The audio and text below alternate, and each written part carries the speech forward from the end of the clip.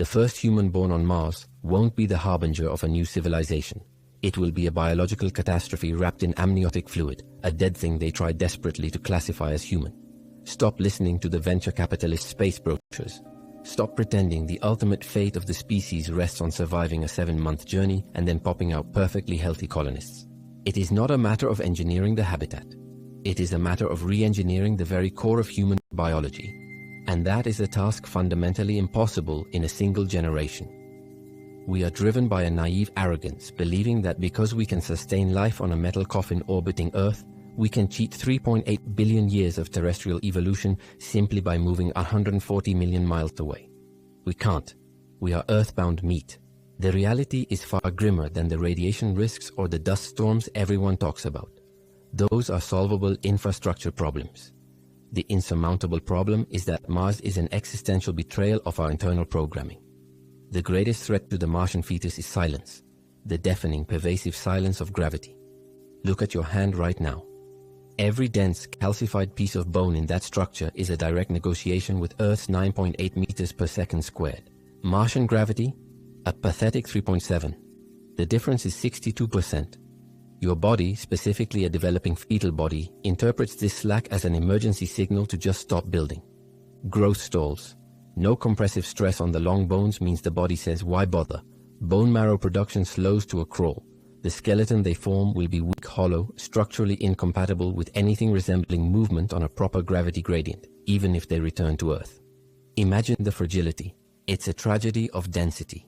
Their skeletal foundation will be an elaborate biological joke, but the structural failure is merely the opening act. Now think about the circulatory system, the heart. A magnificent, terrifying pump that has spent eons learning how to fight gravity to push blood up to the brain. On Mars, that fight vanishes. The heart, developing in a low-G environment, learns to be lazy. Why would it build up the necessary musculature for high-pressure delivery when the gravitational resistance is less than half? It won't. If such a child were ever exposed to 1G, say during a return trip to their ancestral home, their underdeveloped weak heart would immediately fail to cope with the sudden, overwhelming workload. Brain hemorrhage. Cardiac arrest. They are Martian natives, yes, but only in the sense that they are irrevocably tailored to a fractional physics system that is incompatible with the rest of the universe. They are imprisoned by their birth environment. If you can handle the dark, inconvenient truth instead of the comfortable, polished lie, then you know exactly where you belong. We don't sugarcoat the inevitable fate of the naive, but gravity is only half the equation. The other half is the invisible razor blade cutting through every cell. Radiation. The thin Martian atmosphere, lacking a global magnetic field, means cosmic rays and solar flares hit the surface with murderous abandon. We build habitats, yes, thick and pressurized, but we cannot insulate the fundamental processes of cellular mitosis and genetic expression. Developing embryos undergoing the most rapid cell division known to biology are exquisitely vulnerable to this constant bombardment. You are talking about genetic mutation rates that turn developmental processes into high-stakes roulette. Maybe you get a viable human. Maybe you get a fetus whose neurological development has been scrambled by a cosmic ray hitting the neural tube at exactly the wrong millisecond. This isn't science fiction paranoia. This is basic dosimetry applied to rapid cell differentiation. We are setting up generations of colonists to be defined not by their ingenuity, but by their defects. Their lives are a sacrifice to the hubris of the generation that sent them. We are not propagating humanity. We are creating a niche, crippled subspecies, and don't even start on the reproductive cells themselves. The long-term exposure of eggs and sperm to Martian radiation means that even if the first generation survived the ordeal, the sheer accumulated DNA damage would virtually guarantee sterility, congenital defects, or widespread cancer in the second and third generations. The Martian colony isn't a future. It's an expensive dead end, a nihilistic experiment in biological futility. It doesn't matter how advanced the shielding is. We are forcing human meat to live where it was never meant to exist, and evolution always submits its final gruesome invoice. Now let's talk about the psychological toll of raising a generation that is biologically optimized only for the weakest corner of the solar system. Forget the radiation shielding. The real barrier is the skull. Claustrophobia isn't a side effect of Martian life. It's the defining condition. You are trapped. Period. You live in a tin can engineered not for joy, but for the barest, most expensive survival possible. The Martian mindset is perpetual low-grade, inescapable stress. fueled by the sheer weight of knowing that one microscopic leak, one electrical fault, one failed pump means instant agonizing death. Now imagine raising a child in that pressurized coffin. Imagine watching them stare out the triple-paned window at a sky that never rains, at a desert that actively rejects life, knowing their tiny universe is entirely dependent on air conditioning and complex geochemistry. We call it pioneering. They call it the cage. And the guilt, the generational resentment will be volcanic. The first generation, the narcissistic architects of this misery, they went because they chose grand purpose and fame. They signed the waiver. But the children, the second generation born under the rust-colored sky, they never chose this prison. They are the unwitting biological collateral damage, born into a deficit. They inherit defective DNA, weakened bones, and a lifelong dependency on enclosed systems, all while watching the glorious blue marble of Earth hang there like a perfect mocking memory they will never touch. They feel the lie. It crushes them. The parents tell tales of limitless skies and green forests, but the children only know the humming of the filtration system. They are Martian, yes, but only in the sense that they are perfectly adapted for the weakest corner of the solar system, incapable of surviving without the constant draining support infrastructure.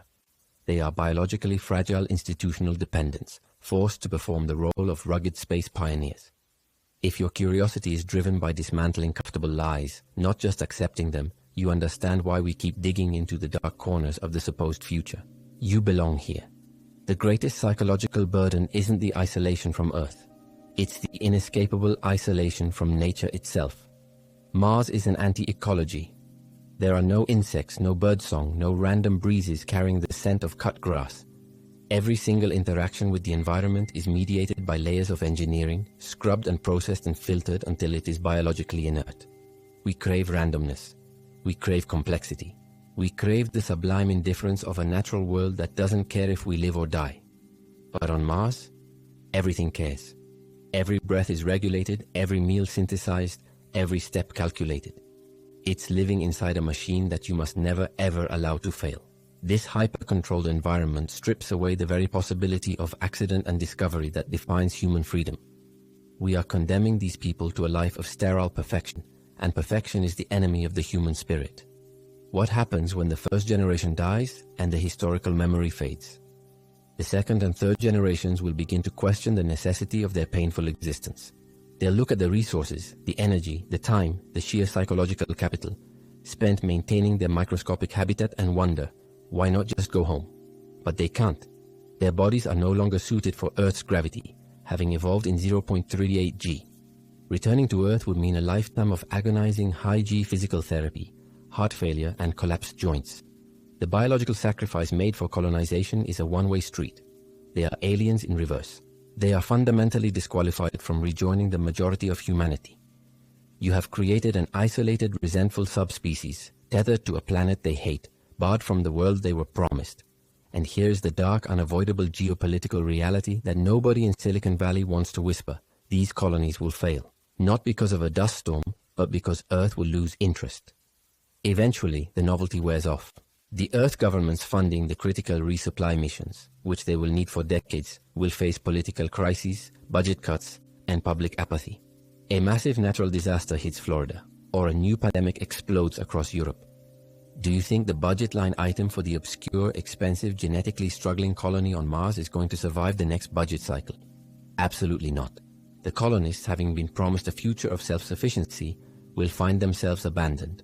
Their critical supply chain choked off not by engineering failure, but by bureaucratic indifference. They will slowly run out of specialized components. They will watch their complex filters degrade without replacement. The life support systems will enter a long, predictable, agonizing decline. This isn't a heroic last stand against the elements. This is the slow-motion death of a community due to the ultimate failure of political will and human attention span. The Martian colony is not a testament to human endurance. It is the ultimate monument to human hubris and short-term thinking. It is an expensive, spectacular way to die alone. We are creating a slow-motion tragedy, sealing future generations into a biological and political trap from which there is no escape. The final verdict is unavoidable. Mars colonization is not propagation. It is termination by design. We are creating a slow-motion tragedy, sealing future generations into a biological and political trap from which there is no escape.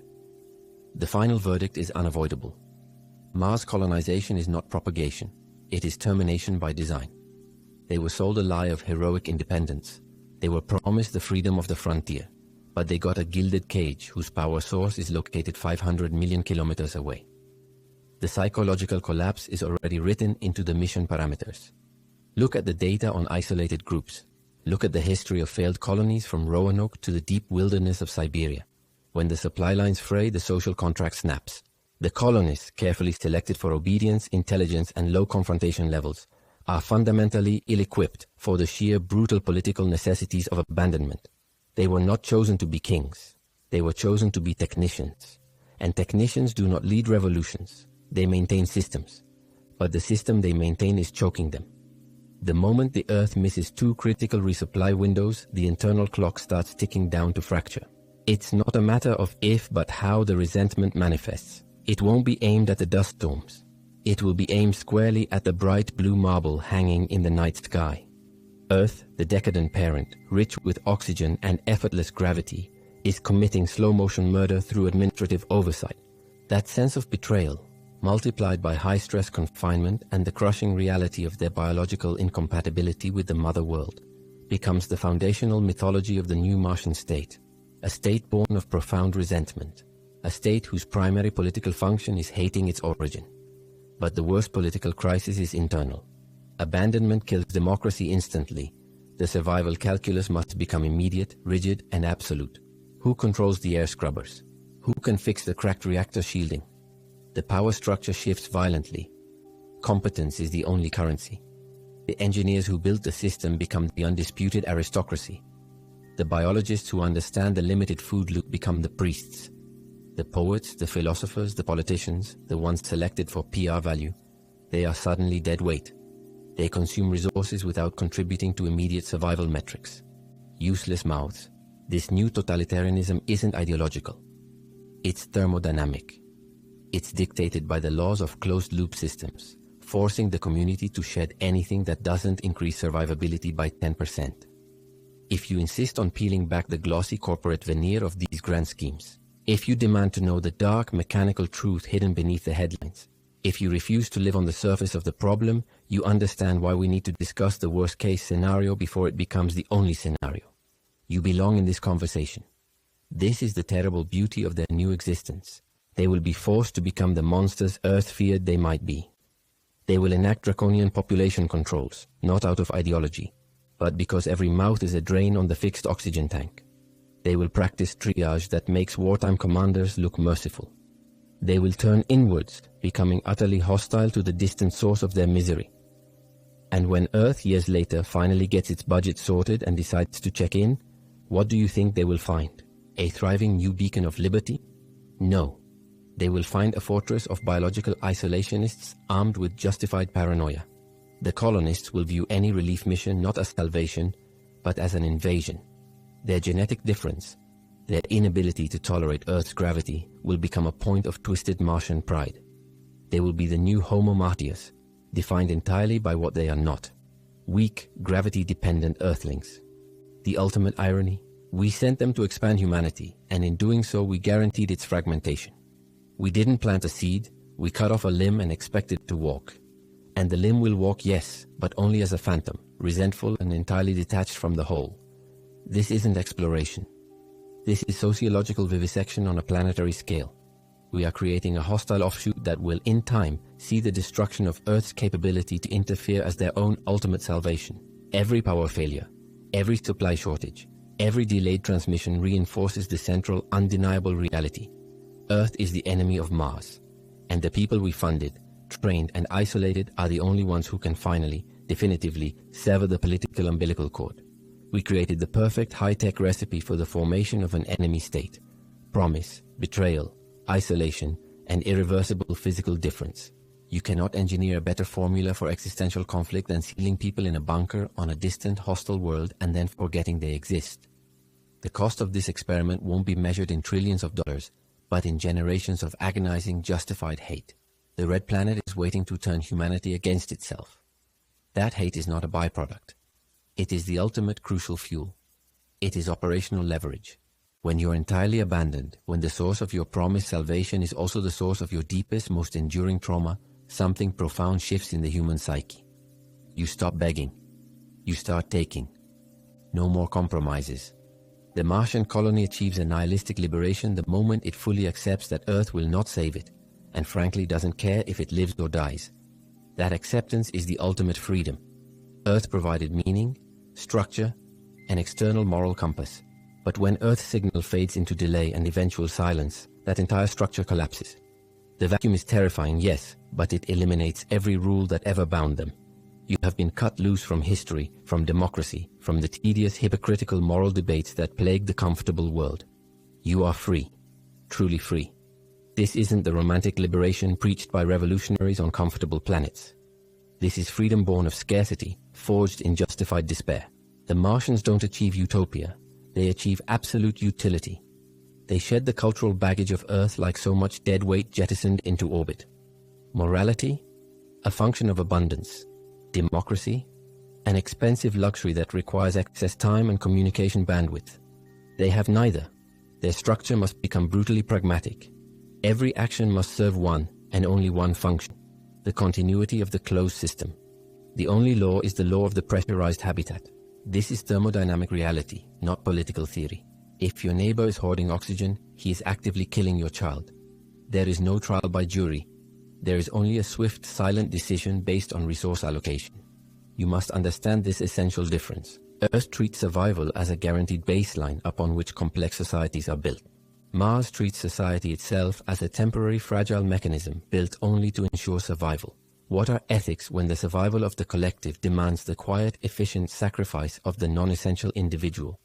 Earth history, with its complex narratives of rights and justice, becomes background noise, a distant, fading soap opera about the trivial problems of people who never worried about dust seals failing.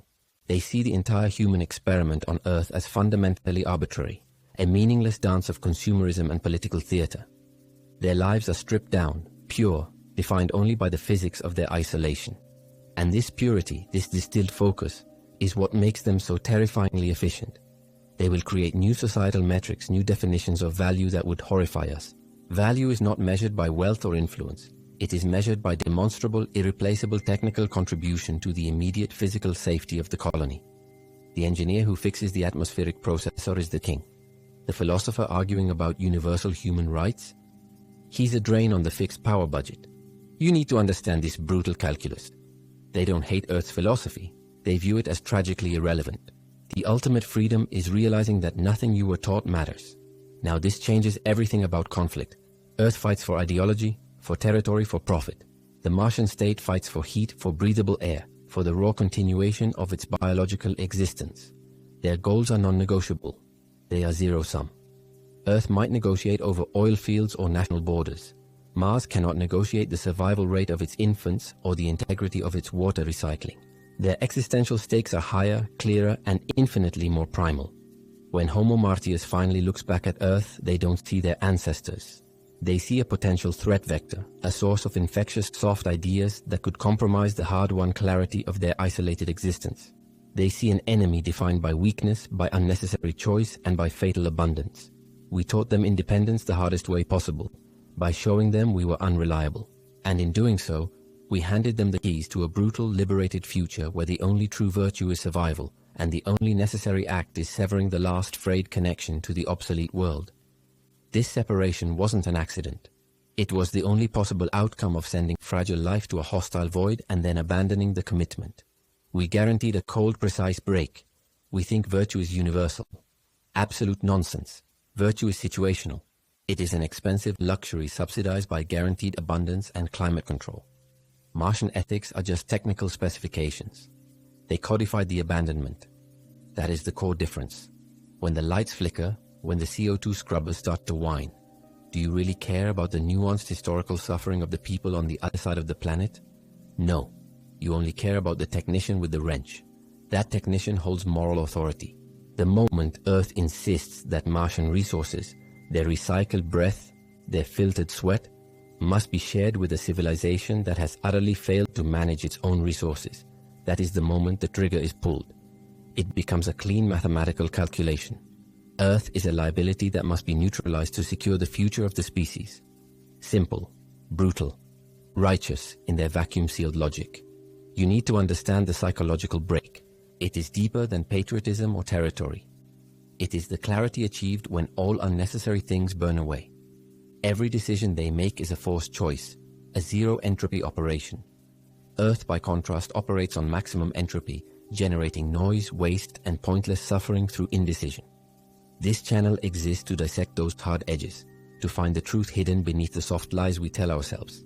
If you value this kind of clarity, if difficult truth doesn't send you running back to comfortable ignorance, then you belong right here. Stay on this frequency. Now imagine the founding horror.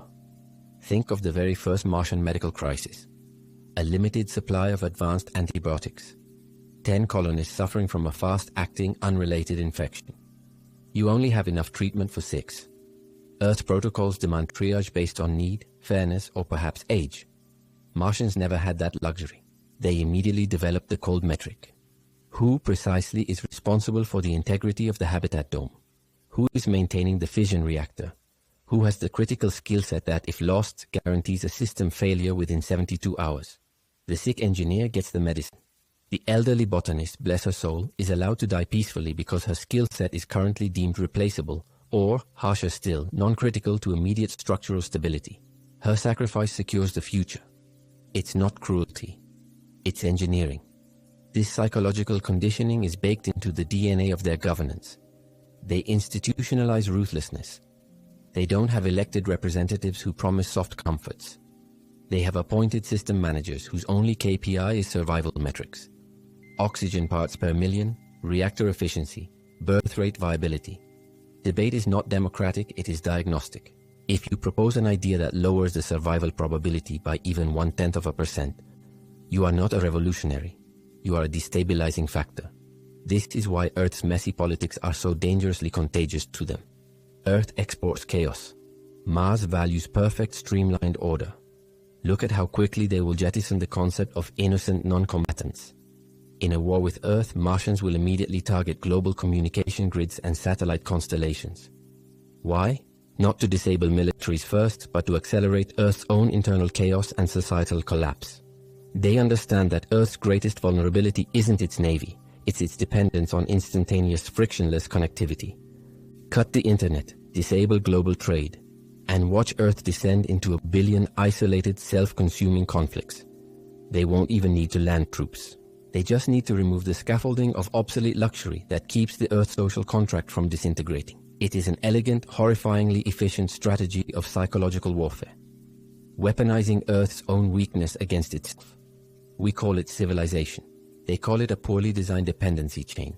They see us constantly debating the merits of universal basic income, while their own young are learning to disassemble and reassemble life support systems before they learn to read. They measure time not in years, but in maintenance cycles. Every generation of Homo Martius is born with a perfect, clean understanding.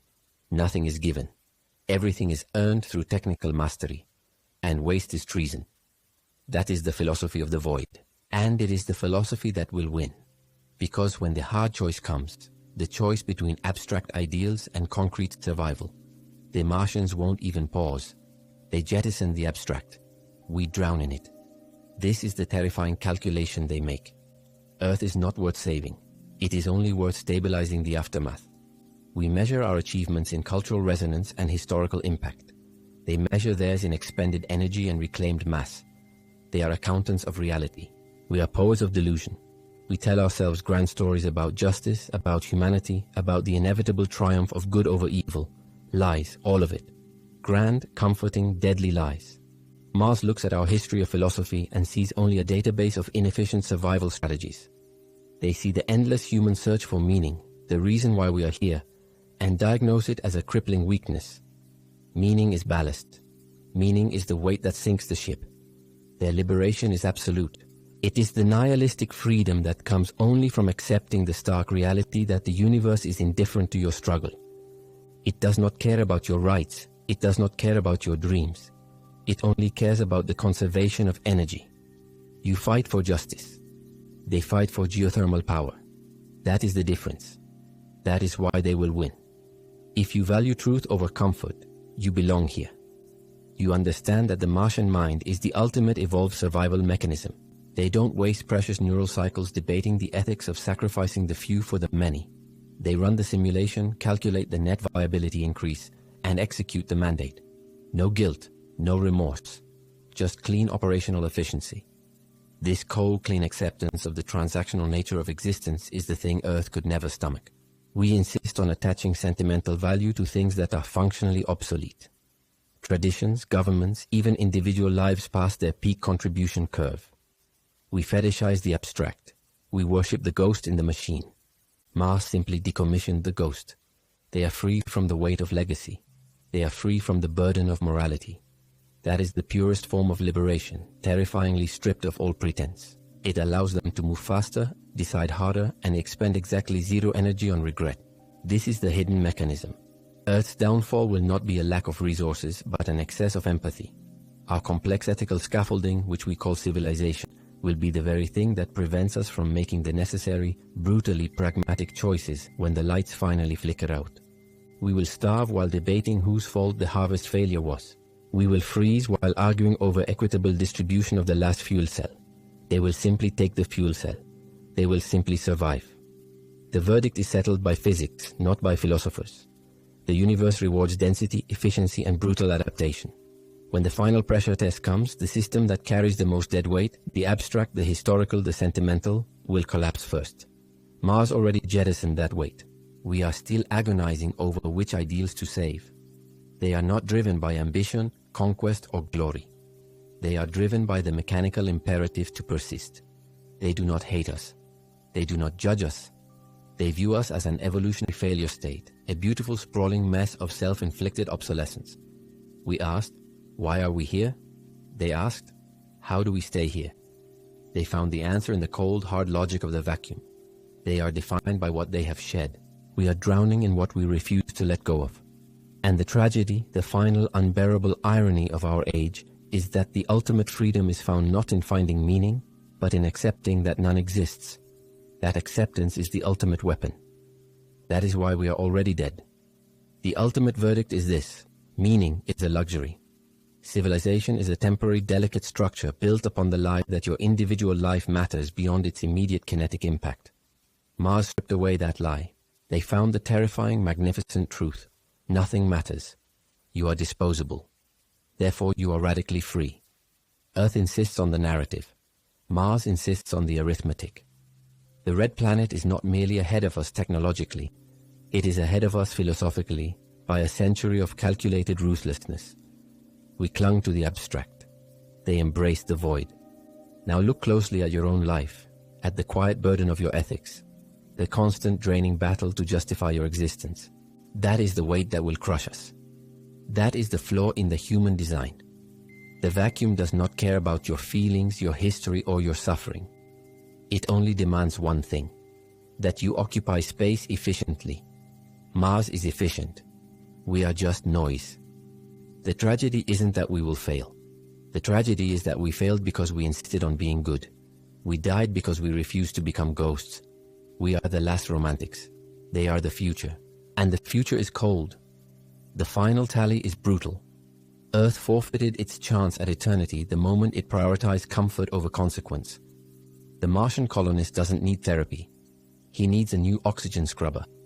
He doesn't search for purpose. He searches for pressure integrity. That stark surgical difference is everything. We lost because we cared too much. We insisted on being tragic heroes. They just kept breathing. Now ask yourself, how much of your life force are you trading away right now just to maintain the comforting, fragile illusion that any of this matters? We built temples to abstract beauty. They dug graves for necessity. The vacuum does not negotiate. It only consumes soft things. We died for a beautiful lie. They live for the only truth that counts: survival. Game over.